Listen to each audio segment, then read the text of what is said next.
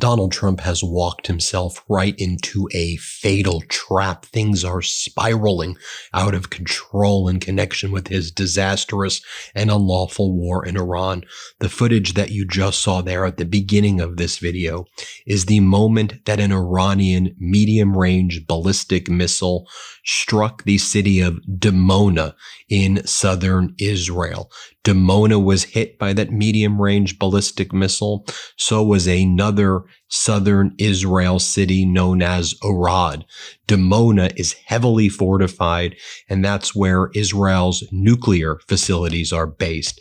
And the fact that Iran was able to strike that facility is of very significant import indeed.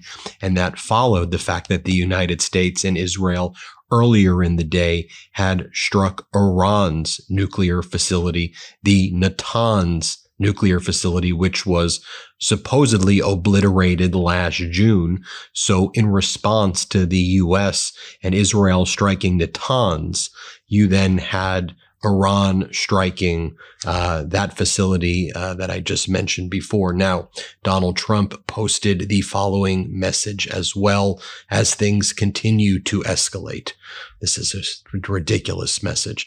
Donald Trump writes, "If Iran doesn't fully open without threat the Strait of Hormuz within 48 hours from this exact point in time, the United States of America will hit and obliterate their various power plants, starting with the biggest one first. Thank you for your attention to this matter, Donald J. Trump." So Trump delivering an ultimatum that the United States and Israel will destroy all of your energy facilities.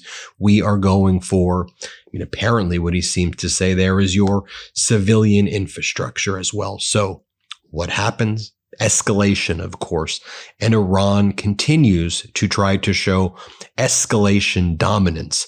Donald Trump makes a threat, Iran responds. Trump and Israel strike the energy facilities in Iran. Iran responds by striking the facilities in Qatar and Haifa and Saudi Arabia.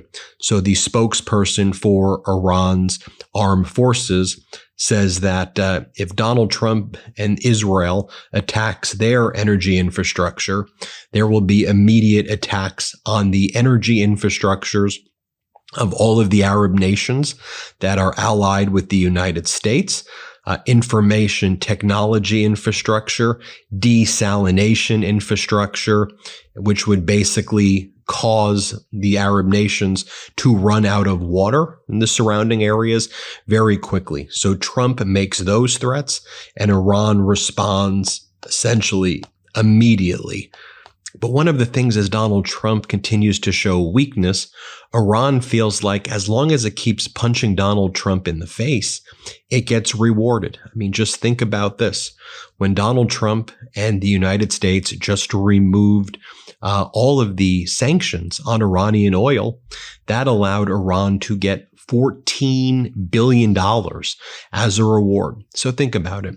When former President Obama made the nuclear deal with Iran over a decade ago, which Trump and MAGA excoriated Obama for, but which created oversight with the International Atomic Energy Agency, was able to kind of conduct these daily or at least regular inspections and to make sure that Iran could not enrich the uranium. Donald Trump pulled out of that deal during his first term, but at the maximum, the kind of payments that were made to Iran, which were kind of viewed as kind of reparation style payments, whatever you want to say, max $1.4 billion. And that's what MAGA and Trump, remember, they'd always be like, cash, planes full of cash and this and that. And they would always exaggerate it and they would always kind of misrepresent what it was. But in the past 24 hours alone, the U.S. has allowed Iran to get $14 billion in oil revenue. It's the first time the U.S. will now be buying Iranian oil since 1996. And it's all happening, as Barack Ravid says, in the middle of a war against Iran. Now, the head of Iran's parliament, M.B. Ghalibaf, is just mocking the United States. He posted this meme that says, "Sorry, we're sold out. Lifting sanctions on Iranian oil currently stranded at sea. Sorry, we're sold out." Mocking Treasury Secretary Scott Bessent, making this concession to Iran because Iran has shut down the Strait of Hormuz. And Iran's like, thank you. This is the greatest offer we've ever received, and we haven't even asked for anything. You're just giving it to us because the price of a barrel of oil is surging. And by the way, on Donald Trump's threat that he's going to obliterate the energy infrastructure of Iran, and Iran's response saying, okay, you do that, we'll knock out the desalination plants and energy infrastructure of all of the Arab nations.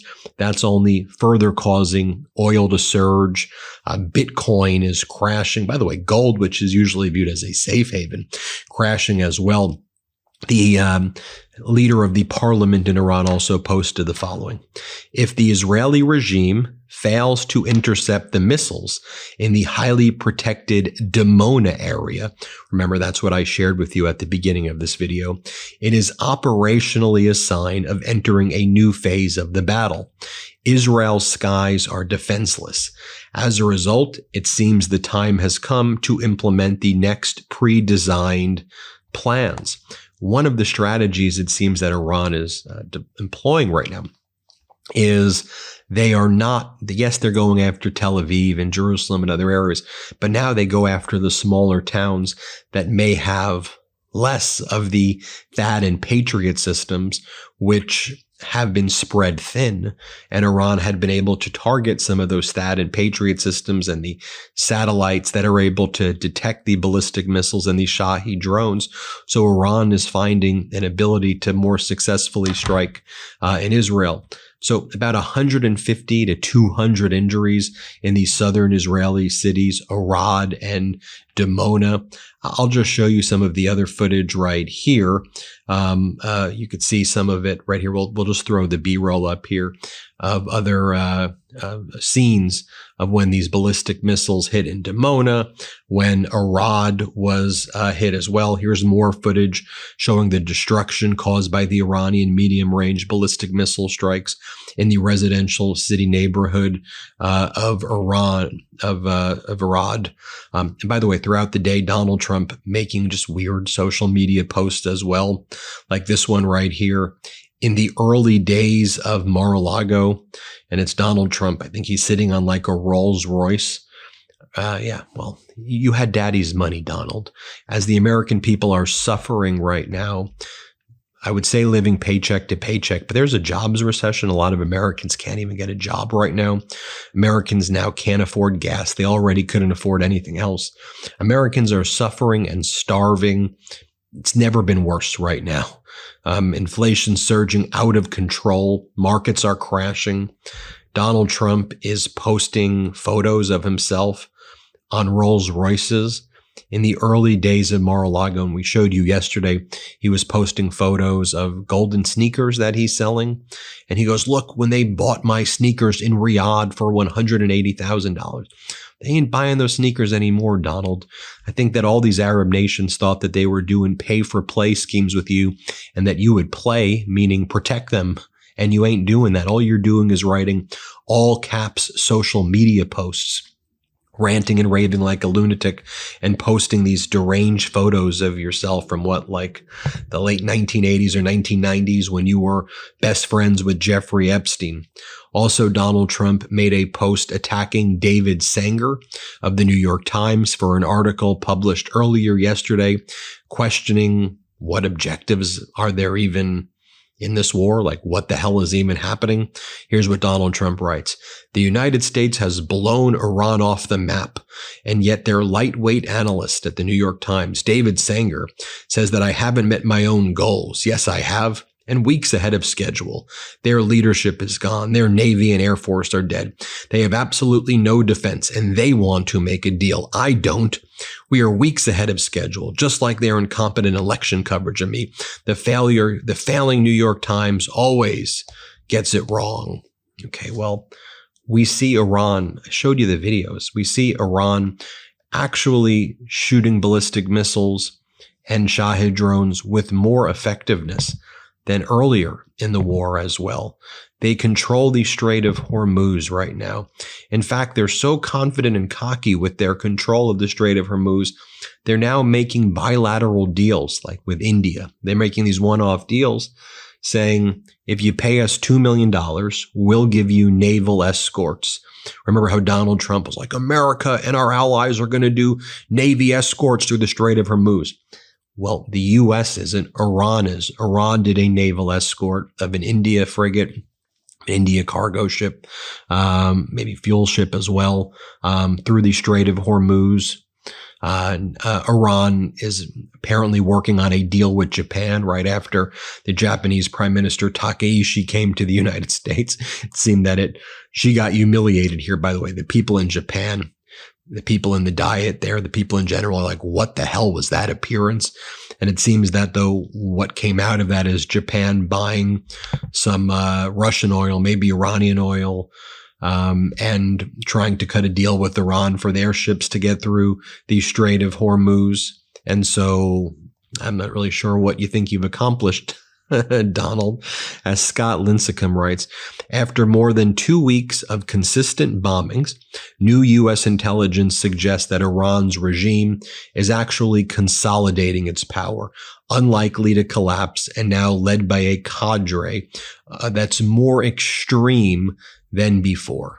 And so Donald Trump, one of the reports from Axios, although the Trump regime leaks a bunch of fake stuff to Axios all the time, but one of the things that they reported was that the Trump regime doesn't even know who to even negotiate with anymore and who can be a mediator to the extent there's an ability to have a resolution with Iran. But if you look at what the foreign minister of Iran, Araghchi, is saying, he's like, we don't want to do a deal. Witkoff and Trump's regime have tried to reach out to Iran numerous times. Iran says, we don't want to speak to you unless there's a deal where we get reparations, unless there is a deal where we have security guarantees that the U.S. and Israel won't do this again. We have no interest in ever reaching a resolution. Iran feels emboldened by what's taking place. They shut down the Strait of Hormuz. They create a toll. They're making more money. They're having bilateral negotiations with countries. They've gotten more out of this in terms of having sanctions removed than they previously did in their Obama deal, where they were forced to get rid of their enriched uranium. So they're looking at this like, it's great. And at a low estimate, the U.S. has spent $28 billion in this disastrous war already. Gulf countries are losing more than $2.3 billion per day as a result of the disruptions in the Strait of Hormuz. It's absolutely crushing them. And soon we're going to be turning our attention to the Red Sea. We all realize that. How long have you heard me talking about here the Red Sea, the Houthis in Yemen, right? I've kept on repeating that. Why? Because it's unusual that the Houthis have done nothing really so far. But if you listen to what the Houthis in Yemen are saying, they're saying we're just waiting on the order from Iran to basically shut down the Red Sea from ship transport, right? The way the Strait of Hormuz is shut down and the Persian Gulf is effectively shut down, in the Red Sea is now being used as an alternative lane, and Iran and the Houthis are using that as part of their escalation dominance to say, okay, well, you engage in anything further, we'll just shut down the Red Sea, and we can easily get the price of gas to go over $200 per barrel. So pay attention to what's happening in the Red Sea, and pay attention to Donald Trump's threats that in 48 hours he's going to blow up all the energy infrastructure, which, by the way, is a war crime. It is a war. Saying that you're going to blow up the energy infrastructure of a place because that impacts civilians, that is inherently a war crime. So just even if America was trying to win the propaganda war, right? You're announcing war crimes in advance. Like, you literally are sounding so utterly deranged. And how do you think this will help you win over the hearts and minds of the people in Iran eventually? It's the opposite, right? It's absolutely the opposite. It's the Cato Institute that explained after more than 2 weeks of constant bombing, Iran is more consolidated with their power and the regime, the Islamic Republic, than ever before. And when Trump threatens the war crimes, of course they're going to consolidate their power. Just share with you some of Donald Trump's other despicable behavior this morning as well, or yesterday morning as well. When Robert Mueller, former FBI director, died, Donald Trump's post this was yesterday. Donald Trump posted, "Robert Mueller just died. Good. I'm glad he's dead. He can no longer hurt innocent people." As our editor-in-chief, Ron Filipkowski, writes, as a Marine platoon leader in Vietnam, Mueller was shot and later returned to lead his platoon after his recovery. He received a Bronze Star for Valor, a Purple Heart, 2 Navy Marine Commendation Medals, Republic of Vietnam Cross of Valor, and numerous other medals, right? When Donald Trump and his regime are out there saying things like, "I'm not afraid to do another Vietnam," right? That was a quote from Donald Trump last week. Donald Trump dodged the draft 5 times. He faked that he had bone spurs. Donald Trump has called our military suckers and losers, right? Donald Trump has attacked NATO's contributions and the people and the troops that NATO sent that have died fighting alongside the United States and Afghanistan. They're really not on the front line. And now Donald Trump says good when Robert Mueller dies. If you didn't like the guy, just don't say anything at all. And Robert Mueller's investigation of your ties to Russia, we're seeing it play out right now. I mean, you're a Putin bootlicker, in my opinion. I mean, you remove the oil sanctions against Russia. Everything you're doing is helping Russia. You're sending your entire regime over to try to help Putin's puppet in Hungary, Orban, get elected. Rubio's there. You're sending there's CPAC Hungary right now. Your conduct, Russia's one of the biggest beneficiaries of this war, while Russia's working with Iran to target and kill Americans right now. Let me leave with the following, okay? Because there's 2 very serious crises taking place in the United States as well. In addition to obviously affordability crisis and lots of other issues that are happening. But Hawaii is facing its worst flooding in 20 years.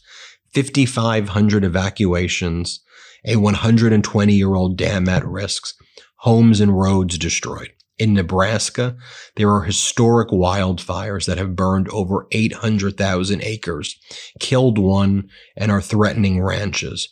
Trump has not said a word about either of these, but he did start posting photos of him in front of Mar-a-Lago on top of Rolls Royces, while America is at a war that he provoked, that he created. This is what Iran's police chief said yesterday. If you are not capable of preserving Greenland, submit a request and we will come. The Trump regime looks weak. They're getting mocked by Iran. And I'll just leave you with this right here. This is the moment a drone was shot down in Bushehr, Iran.